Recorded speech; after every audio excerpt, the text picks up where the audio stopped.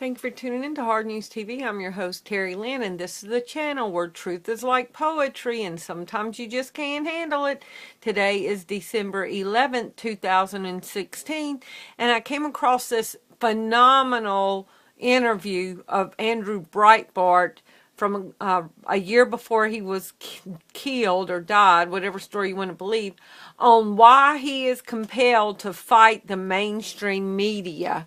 And it is so pertinent today since we're being called the fake news, and he is the father of alt media. He's the reason why we have alt media. And so this is a phenomenal interview. I encourage y'all to get the book. I have the book. I read it in one day. Y'all are going to enjoy this interview.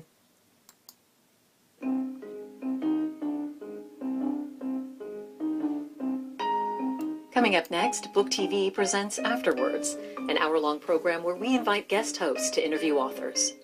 This week, blogger Andrew Breitbart on his latest book, Righteous Indignation. The co-founder of the Huffington Post discusses his transformation from default liberal to self-described conservative cultural warrior, battling members of the mainstream media. He discusses the liberal bias he says pervades U.S. news outlets with talk radio and television host Armstrong Williams.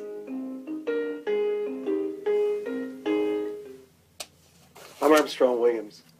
When I was asked to conduct this interview with Andrew Breitbart, someone that we've heard so much about, particularly over the last couple of years, whether it's Van Jones, whether it's Acorn, and the incredible role that he played into the revelation about the individuals and organizations.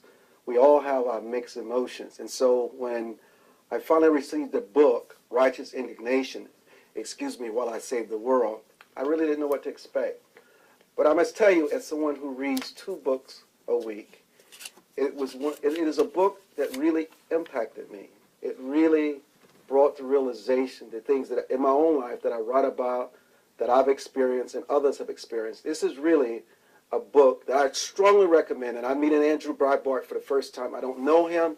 This is our first encounter. But I will tell you, this is an incredible piece of work that I strongly recommend that you read, and you will understand why over the next hour. Andrew, welcome to the show. Pleasure. You grew up as a liberal. Your mentors were liberal.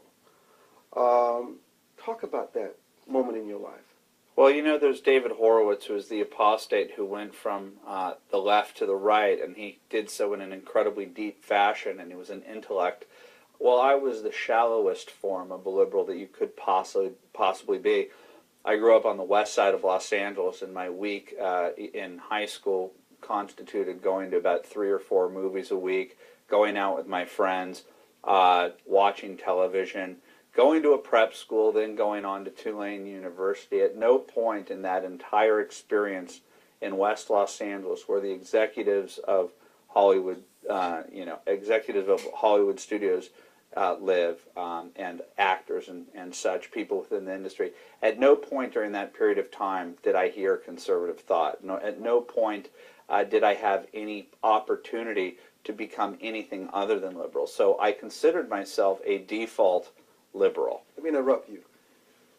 In your book, you talk about one of those life-changing moments. You're watching the Justice Thomas, Anita Hill hearings. What happens to Andrew Breitbart? Well, I just graduated from college, a place where it was like my bar mitzvah. I thought in my bar mitzvah that I would learn an education about Judaism, but I left feeling very empty because I just learned how to chant, and I felt I was open for a spiritual experience. I didn't get it. I felt the exact same way in college, where I was an American Studies major, and the stuff that I was reading was incomprehensible, and it was jargon. It was Noam Chomsky-like in its lack of comprehension to a person who doesn't understand that language, and it was demoralizing.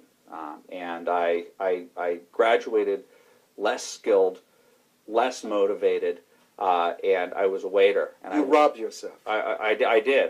My education was a lack of an education, and so I was waiting tables right after graduating college, and I finished my lunch shift, and I'd go home. And your friends would say to you, "Why are you doing this? You're so much better than this. Yeah, What yeah. are you doing with your life?" It was embarrassing. Yes. It was humiliating. It was the best thing that ever happened in my life.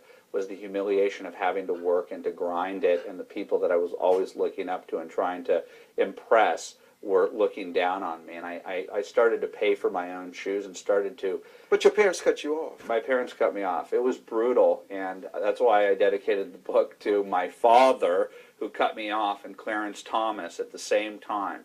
Both of their guidance in my life coincided. That's a good segue back to the hearings. Yeah. Well, I went from my weight job, and I started watching the hearings, wanting to root for the takedown of Clarence Thomas. I watched the television set, and the television set told me that this was a bad man, and the newspapers told me that he was a bad man. I remember Eleanor Smeal, I remember Patricia Schroeder walking up the steps, these ladies, and saying, "This guy, we're going to take a stand against this guy for sexual harassment, serial sexual harassment." So I watched these hearings like a spectator who wanted to see somebody mauled, like lions mauling, Romans. And I watched day one, I watched day two, I watched the entire thing.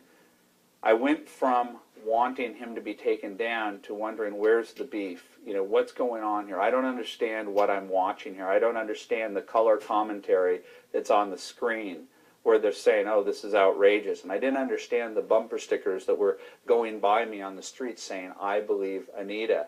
I said, "I believe Anita what? What's going on here? I don't understand what's going on here." Everything that I knew, everything that I picked up at college in my American Studies, cultural Marxist, oppressor oppressed, black people are always right, white people are always wrong. I didn't understand how Ted Kennedy, the Ted Kennedy of Chappaquiddick fame, how Howard Metzenbaum, Joe Biden, and a series of white privileged men could sit in judgment of this man who was the son of grandparents who were sharecroppers, who raised him, and he went to Yale Law School. He did everything right, including allowing for Anita Hill to rise through the ranks of the legal profession, through jobs with him, where she never had a sexual relationship with him at all. He did nothing untoward, and she was party to this takedown. And I did not understand how it could be that these white people of privilege were attacking this black man who was in this historic position while the mainstream media took him down, while the NAACP and the Urban League and other black liberal leaders sat and seemed to relish this takedown. Who were your mentor? You had this mentor at the time who we're going to get to later, who's brutally murdered. And you didn't know whether to cry for him or not, but you had this mentor, and it was along that time that you started questioning the indoctrination. The smartest person I ever met was this guy named Mike, and I was delivering pizza in high school, and he was just different. He was alternative, and he was the smartest guy I ever knew. In hindsight, he wasn't the most ethical guy. He took the SATs for a bunch of my friends and got them 1600s. He was the smartest guy you could ever meet. And he dropped out of UC Santa Barbara. And while I was going to college, he was floundering and doing drugs. During the period of time that he was my mentor, he was taking me to alternative bookstores to read about left-wing ideas. He very much was into the class struggle. And when I started to have these epiphanies, when I started to get my job, as I was aspiring to be an intellect, as I was trying to understand his worldview, as I was trying to embrace the struggle, at a certain point my dad said something that nobody told him, is, "You need to get a job. You need to clean up. You need to get your act together. You need to stop doing drugs." And so there was a certain point where I started to challenge my mentor. It wasn't that I felt that I was an intellect and that I was able to beat him at the game of SAT scores. I still was about 400 points below him on that level, but I started to gain the self-confidence and the self-respect that I could call him out on his misbehavior. And I just started to move away from this guy, and I got a phone call once as I was starting to move towards independence and away from this victimology that absolutely dominated this guy's consciousness. I got a phone call that he was murdered at a hotel room in Los Angeles, and I imagine that it was during a drug deal that went bad. And to this day, I think about how I've never cried about that. But but I was thinking about your parents, thinking about your story, the humiliation, and how you had to negotiate with the professor to give you a higher grade so you could graduate, because you realized that if you did not graduate, it would be humiliation, much more of your life would be lost. But then a friend of yours at Yale, who's very bright, called and said, Andrew Breitbart, I've got the perfect job for you. Yeah, Tell us about that. Yeah, now that he was from Harvard. Harvard. He was an astrophysics major. Right. Seth Jacobson was an astrophysics major who always cared for me. He always knew that in prep school that I was not going to be the A student, but that I was the class clown, but that I meant well.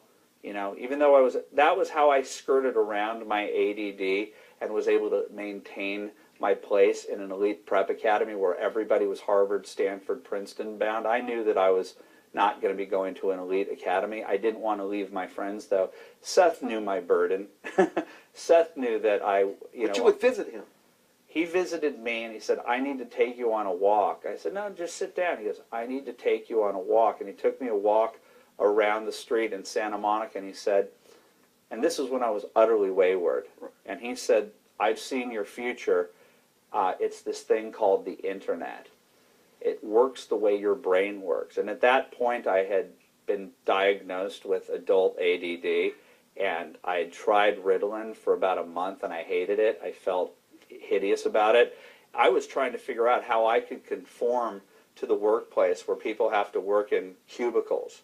And I knew that I couldn't do that. I'd rather drive around LA listening to talk radio or music and deliver. Oh, but you left out. You started listening to Rush Limbaugh. Yeah. That time. And well, anyway, he told me that Yeah. I've seen the internet, Right. I've seen the future, and I still to this day think that there's something almost too eerie about that, because he's right. The internet does work the way that my brain works. But you explain how very difficult and arcane it was during the time, and how you had to figure out, and how slow it was. And then you had another epiphany.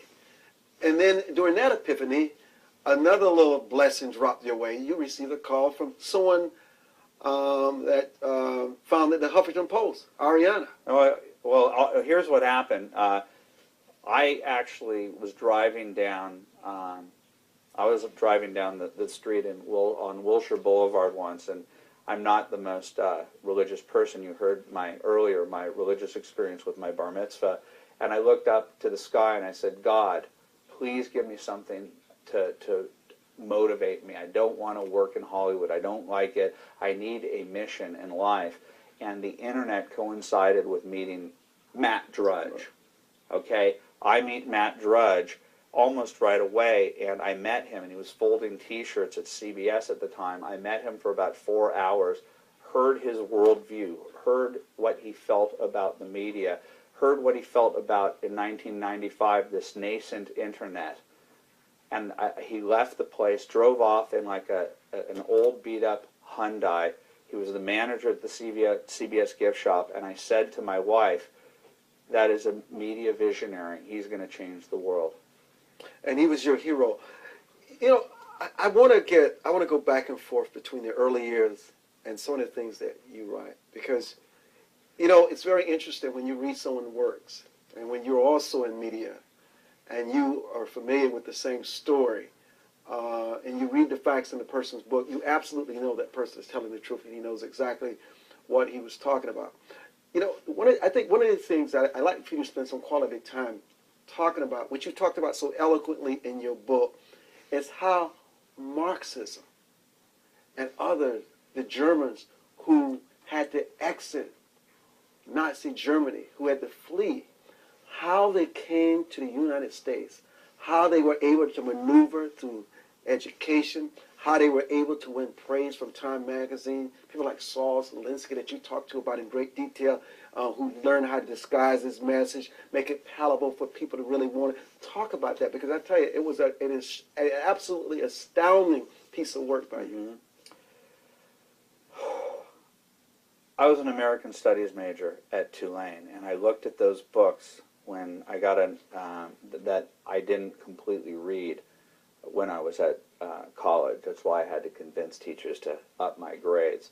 I remember sitting in the classes thinking, what is she talking about? What is this professor talking about? It doesn't make sense to me. It didn't ring true in my bones. So when I got a survey in the mail asking me to grade my American Studies degree, I started to read those books, and I started to look up the names of those people, and I started to find out that they were part of this group called the Frankfurt School. It sounds weird to talk about the Frankfurt School. Most people have never heard of the Frankfurt School. But the Frankfurt School, I believe, are the origins of the mess we find ourselves in our culture right now. They are ultimately the architects of political correctness. They're the architects of multiculturalism. They're the architects of the destruction of American culture as we know it. The ones that said, e pluribus unum is wrong. One from many is wrong. They were the ones that separated people by race and pitted people based upon, instead of the old economic Marxist argument of the haves versus the have-nots, and the class struggle based upon the peasants fighting off the owner But class. you explained it even deeper, which I just drew my attention, in the fact that you already had a segment of people in this country, American blacks, who felt disenfranchised, who felt no love or particular loyalty to the country at the time because they were treated like slaves and chattel, and how they were able to come and raise them up, use their angst against this country to become sort of an ally, and even women from the women's suffrage to help their movement. That's what they did. I was about to tell you that they translated economic Marxism to cultural Marxism to take advantage of black people who had been dispossessed, had been treated miserably, and to pit them against the white establishment. They did so also with the female establishment. They started to pit male versus female. They started to pit black versus white. This multiculturalist model turned in academia into the post-structuralism that you see. When your kid now goes to school, they have the opportunity of graduating with a queer studies degree. It's the building up of the victimology, an entire canon, an entire worldview for gays to believe that their entire path in life is to fight the establishment because the establishment is out to keep you down. They do it with blacks. They do it with Hispanics. And I'm telling you, it runs so contrary to what's in the core of what I am as a human being. And that's why I think that the Clarence Thomas hearings were so instrumental to me, because my entire sense of righteousness, my righteous indignance as a youth going through my conversion to conservatism was based upon the inequities that I found in society. And when I discovered that the cultural left was not interested in creating equality in this country, that it wanted to pit blacks against whites in order to continue to climb, to get political power in this country, it was demoralizing to say the least. But once I figured it out, I decided, to hell with it. That drive on Wilshire Boulevard that I had, where I said I want a mission in life, this is my goal in life. I want to destroy the institutional left. I want to make it so that black people in this country, Hispanics in this country, gays in this country have the freedom to believe in whatever political philosophy they want to believe in. That the Democratic Party is not the only place for them in this country. I believe in freedom. I believe in individuality to the core of my belief. And my fights out there are an attack on the NAACP. My attacks on the mainstream media are because I want to break down this artificial construct that pits Americans against each other. Andrew Breitbart has written a fascinating, and I cannot emphasize it enough, piece of work, Righteous Indignation. Excuse me while I save the world. Another aspect of this book that I just, it's riveting. And this aspect you will find to be shocking, painful, and truly disheartening. I remember this situation in Washington, D.C. that you write so vividly about, where members of the Black Caucus, John Lewis and others, said they were called the N-word, and we won't use that word on these airwaves, 11 times. And they 15 times. 15 times. Thank you for the correction. And it was a big story. The mainstream media ran with it. And I will tell you this. We had people there. And they said, Armstrong, it did not happen. They said, that did not happen. I said, no one would just make up that type of lie. And they said it did not happen. You have said in this book that there are those who are so bent on their agenda, so bent on dividing America and maintaining the perceived power that they have, that they will absolutely lie. And the media will brand this lie as the truth. And when they realize that it's not, they will never issue an apology or make amends for it. This is what is at risk. I've been to 30 Tea Parties. 90% of them I've been invited by women, like Sarah Palin and Michelle Bachmann type women who pick me up in SUVs and take me into town and take me to the Tea Party.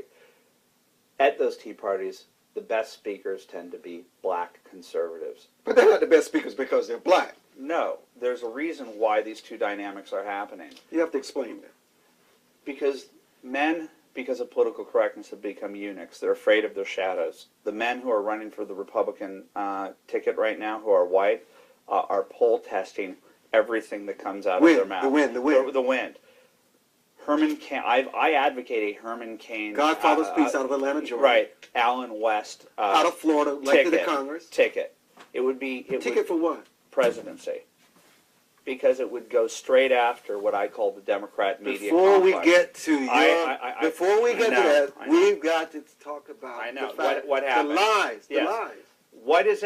What is at stake here is that blacks and women are creating the Tea Party, making it a place that, unlike the Republican Party, which is a toxic environment for blacks, and that's been the media's job for years, this is a place for blacks and women and Hispanics to go to recreate this country in its original constitutional vision. And that is the threat. That is why they had to fight. That's why they had to lie. That's why Nancy Pelosi... But these are vicious lies. This is what happened is this. Lies. What happened is this, and all I have to do is point to the architecture of Capitol Hill. There are tunnels between the Cannon House building and the Capitol, and that is how Nancy Pelosi travels. That's how she gets to her Capitol to vote. But on this day, when 40,000 taxpayers, Tea Party members, got out there to say, kill the bill. Kill the bill. What bill? Obamacare. The day before Obamacare, there was a Tea Party rally there. And Nancy Pelosi orchestrated, I guarantee you, this is my positing this, but it's pretty much undeniable when you see what happened. We started to get word out that Barney Frank was called a negative word to describe a homosexual on Twitter.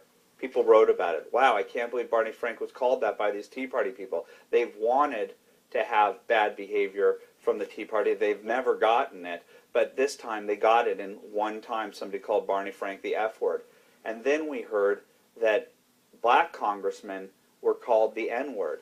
And next thing you know, the media picks up on it, and after 2 years of trying to find a racist incident or a bad incident, they created one. They created one. And I want to say this. I don't want to interrupt you. Yeah. Andrew Breitbart, to show his character and sincerity about this, offered members of the Congressional Black Caucus $100,000.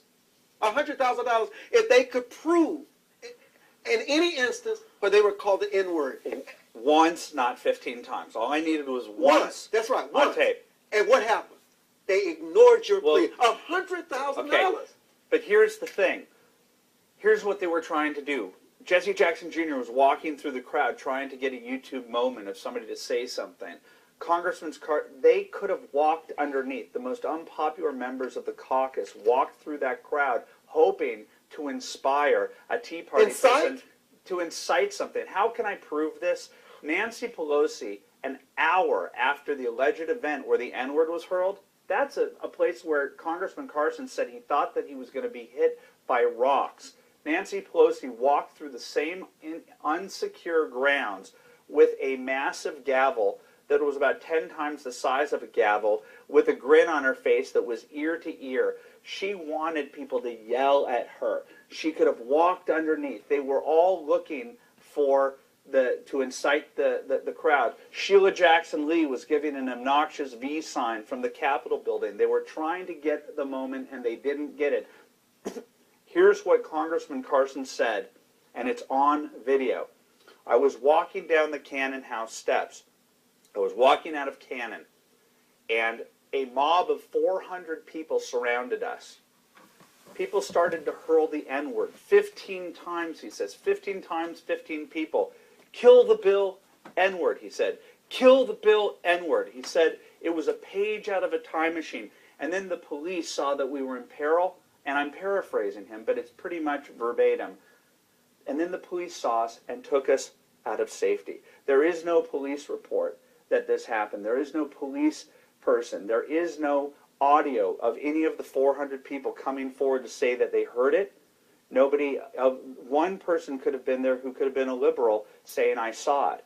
Nobody saw it. Congressman Carson created such an image that is not what Barney Frank said. One person said something. He created a vivid image that he described as a page out of a time machine.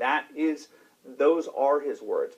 And when I heard his description and I juxtaposed it with what people were saying around there, like your friend said, it didn't happen. It didn't happen.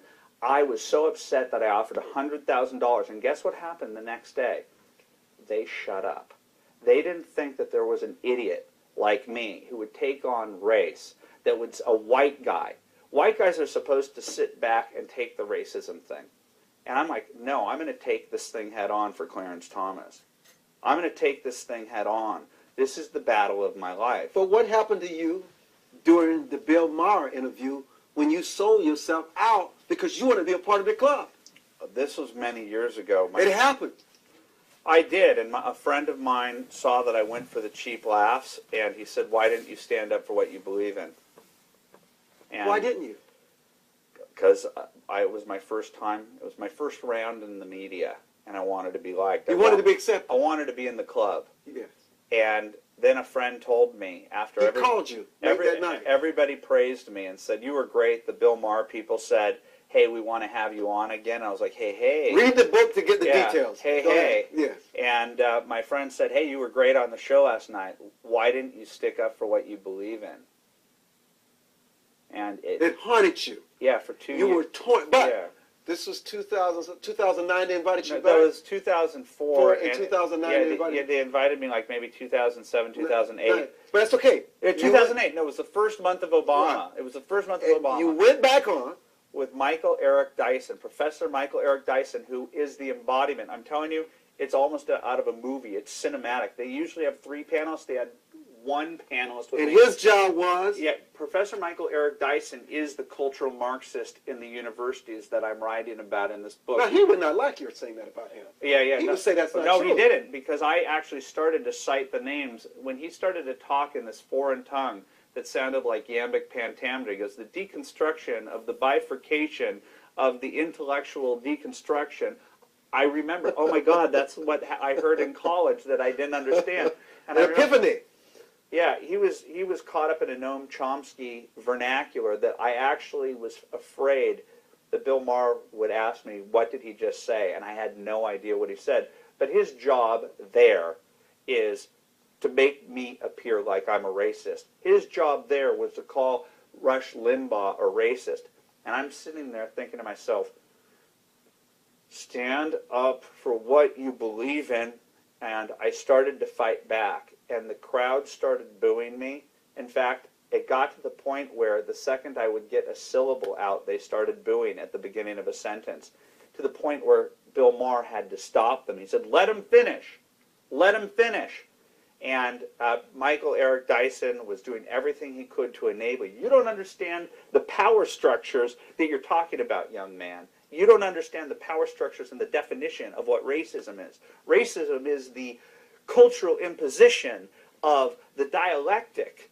I don't know what he was talking about, but he was racism, and everywhere I go, racism. I'm like, racism is the cudgel that you guys use.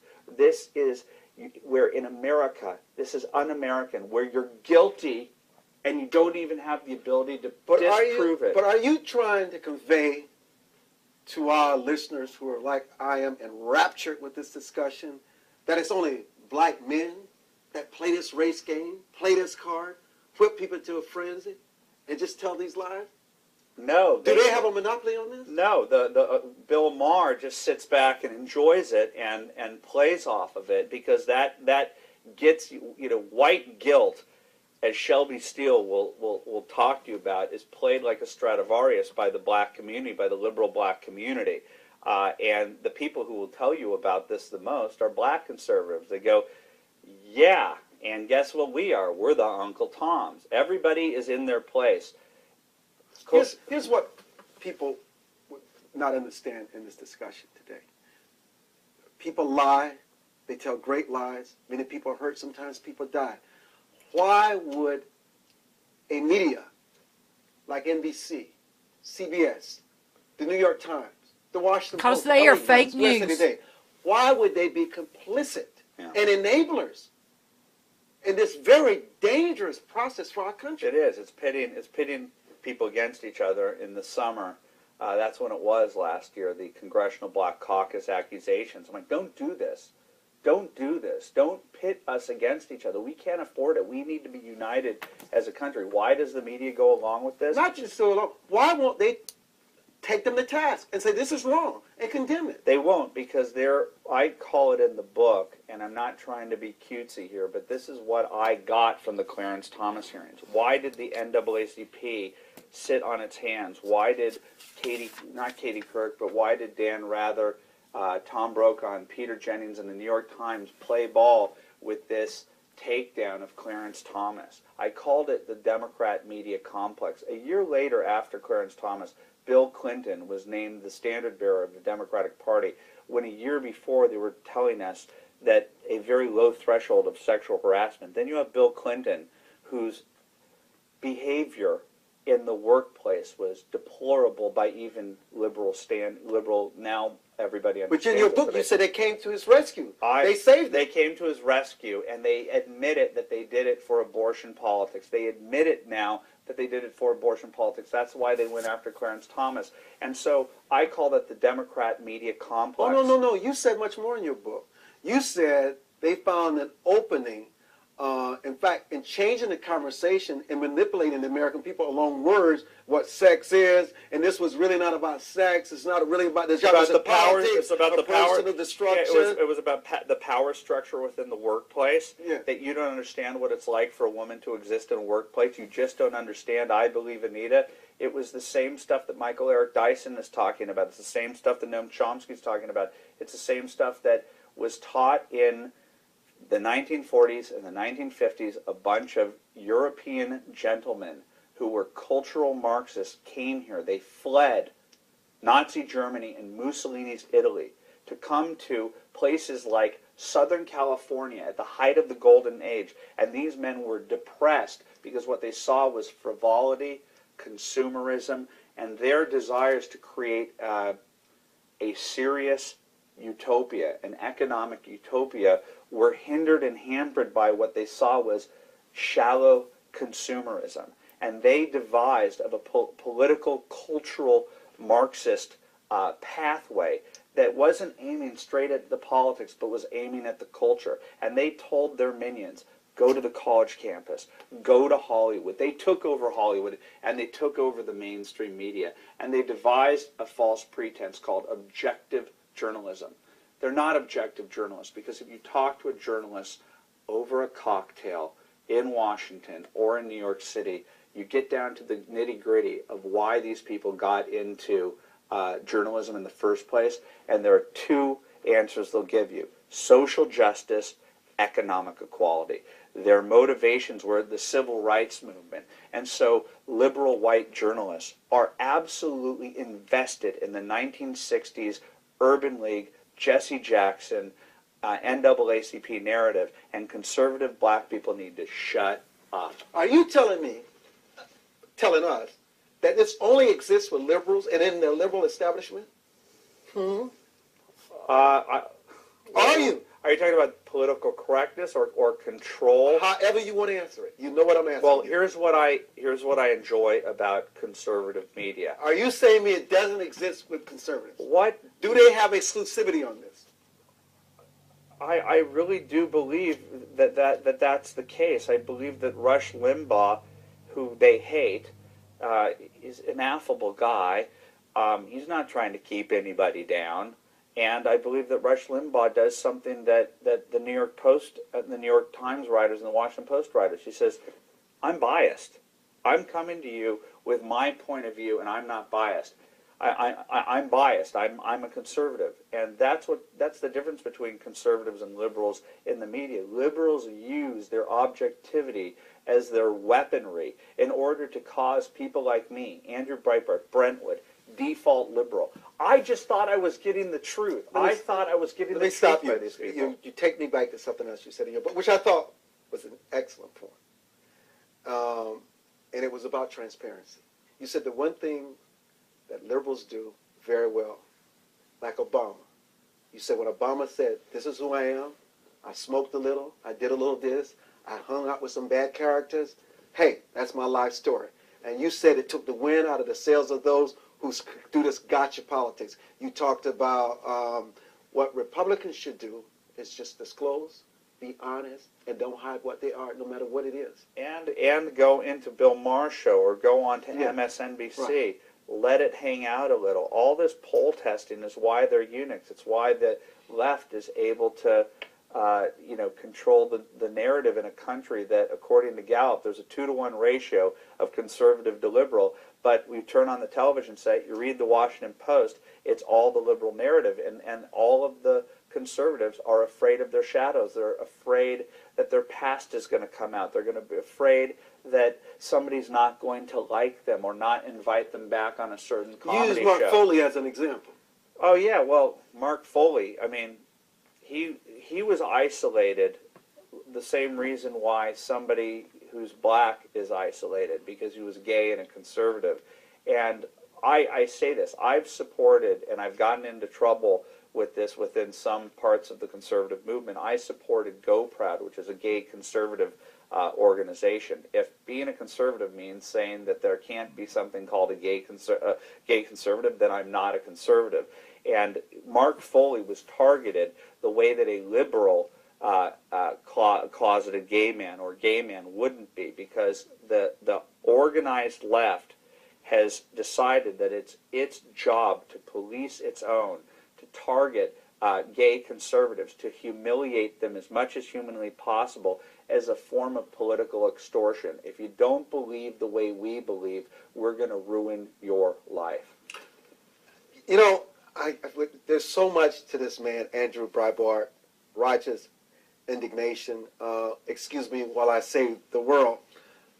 You know, I don't know if people know that now that you've become the genius of the internet, along with those that you admire so much, you were able to force the media to address Acorn's corruption. You brought to light Van Jones and other stories. And you did not do it because you had an angst, you wanted to grind an axe against these people. You felt that there was wrongdoing, serious wrongdoing, and it should be reported. Well, absolutely. Well, James O'Keefe and Hannah Giles came to me with a pre-packaged... Who are they? They did the Acorn undercover work. James was the guy who does these type of things, and Hannah was the person who came up with this particular idea and who played the prostitute. I didn't target Acorn. Everybody says I targeted Acorn, but when they came to me with a bow, they video on with a bow on top, and they asked, "Is this newsworthy?" And the answer. And you also thought they could be setting you up. You were cautious. You were cautious. Yeah. I was a little worried. Yes. When a person tells you that they do undercover video, you worry that they're doing undercover video. So I must say, at first I was worried, but then I started to see what we had here, which was multiple outlets of Acorn acquiescing to a pimp and a prostitute trying to set up a brothel for oftentimes 14-year-old girls, and they had service with a smile. I said, of course this is news, because if the same premise were to be done at Heritage, at the Heritage Foundation, a conservative foundation here in Washington, do you think that Katie Couric would say this isn't news? How corrupt was Acorn? I believe that they were incredibly corrupt, and that the information was hiding in plain sight, that the books had been written on Acorn, the articles had been written, but it didn't. A picture tells 1,000 words, and that's why Hollywood is so important. There would be a movie about Acorn, by the way, if this were a conservative institution. The videos were able to illuminate and create a depth of what had already previously been written and fallen upon deaf ears. So the video was a message. It was a shot across the bow to people out there in media land that for $1,400, that's how much it cost them for all of those offices. For $1,400, you could do an investigative project like that. Lila Rose, with her Planned Parenthood stuff, she comes to me and says, how can we effectively get this past the mainstream media's barrier that doesn't want to deal with corruption within Planned Parenthood? These people, these heroes of new journalism, do this for nothing, for nothing. Do you know what message that sends? It sends it out to millions of other people. If ABC, CBS, and NBC are going to ignore corruption, if they're going to ignore stories that hurt the liberal side, where they're not acting as a checks and balance against half of our culture, then the average American can do it him or herself. So the more that Katie Couric rejects this movement, the more that the movement is going to become a people's movement. The technology exists, the motivation exists. But would Fox News have been so eager to air this video as they did the following morning when they called and said, we've got a problem? We did not air it on Fox and Friends. We aired it earlier. Would they have been so eager to air this had this been video about some conservative organization that they favored? Well, I don't think the process would have gone through Fox News. Why would Fox News get it in a bow? They would have gone to ABC News, and in all likelihood, they would have gone to HBO and gotten $10 million for the rights to this and turned it into a series. They would be on the cover of Rolling Stone and all that type of stuff. They do things differently. The left does things differently and better. I want to say something. Many of you watching this show, and some of you may not like what Andrew Breitbart is saying, but Andrew Breitbart is very honest, very revealing about himself in this book. He leaves no stones unturned. But you probably think that he's some rich, conservative person with all this money, that he can make things happen. I want you to know, and the book tells the story, you must go out and get this book. I'm urging them to get this book. It's a very good read. But you went to a donor who happened to be very wealthy, and she said, no, I can't do it. I want to stay private. I just cannot deal with this right now. But you went to your father, and you said to your father, Dad, you called it Dad, I need to borrow $25,000. You had to borrow the money from your father just to give legs to the Acorn story. Yeah. And you eventually paid your father back. Yeah, and by the way, people describe me as a media mogul. Yes, at the tea parties. Ladies and gentlemen, media mogul Andrew Breitbart. And I think to myself, I flew in steerage in the middle seat to get to this tea party, and I have 2 car payments, one for a minivan, and a mortgage. Why is it? Why is it that Arianna Huffington gets $315 million for the Huffington Post for creating a liberal version of a liberal blog site that is a reflection of what already exists in the media, yet nobody's knocking down my doors when I created the Huffington Post? There's no money to be on the right. I am not doing this for money. I'm doing this because I want to change culture. I really do want to save the world. Just cannot say you created the Huffington Post and leave that out there unless you explain that. What do you mean you created the Huffington Post? I thought I would leave it as a little secret between Arianna and me. You just put it out there, man. Yeah. So you must explain it. Arianna came to me after the 2004 election cycle and asked me to come up with an idea for a website. I had worked with her after I met Drudge as her lowly researcher. I will credit her for taking me from a slacker to a workaholic. Okay? I give her credit for that. But one day I walked into the office and she's now a liberal. Not sure how that happened, but one day I walked into the office and I pulled the ripcord, and I was no longer in her life except seeing her at cocktail parties from time to time. 5 years later, she comes up to me after the election, says, "Do you have an idea for a website?" We come up with the Huffington Post. We launch it in May.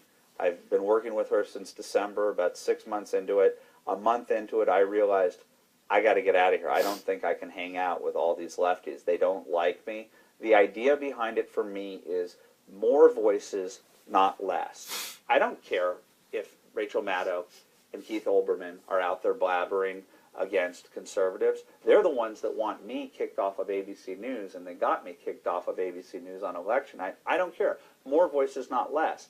And I told Ariana at the time, I said, "Ariana, it'll be great for you. You'll be the queen of the left-wing blogosphere, and my side will have the best content in the entire world. Talk radio will be all over your Hollywood friends talking about how Bush is equal to Hitler." It was a win-win proposition. I stand by it. There was some of my signature mischief put into that. I thought this is a win-win situation. I still agree about it. Ariana made tens of millions of dollars,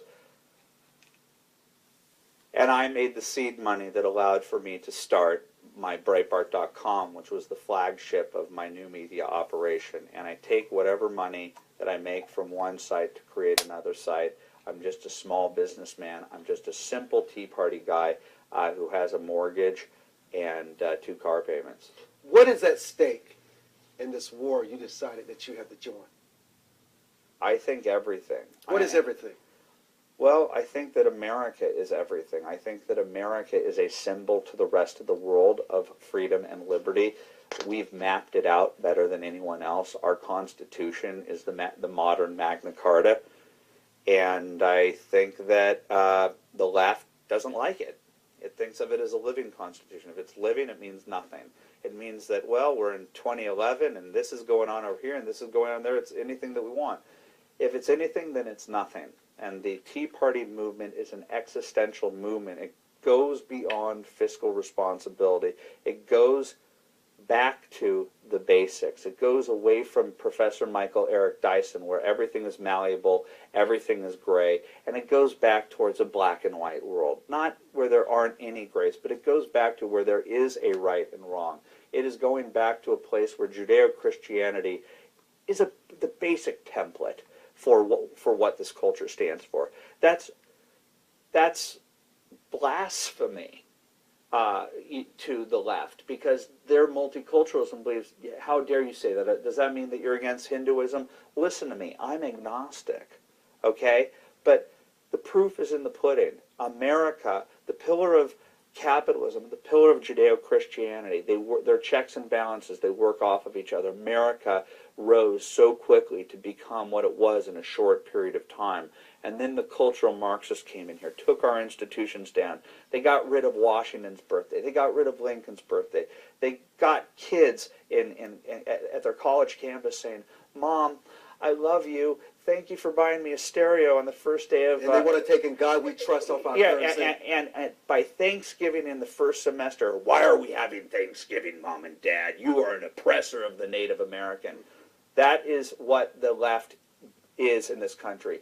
In the book, you will learn about critical theory. In the book, you will learn about Saul Alinsky translating critical theory down to the street level. Critical theory is tearing down our culture, just criticizing. Sarah Palin is bad. Sarah Palin is bad. George Bush is bad. George Bush is bad. The war is bad. Barack Obama won the presidency after 4 years of the left arguing that the war is wrong, the war is wrong, the war is wrong. It's critical theory. It doesn't matter that once they got in, that they didn't stop the wars.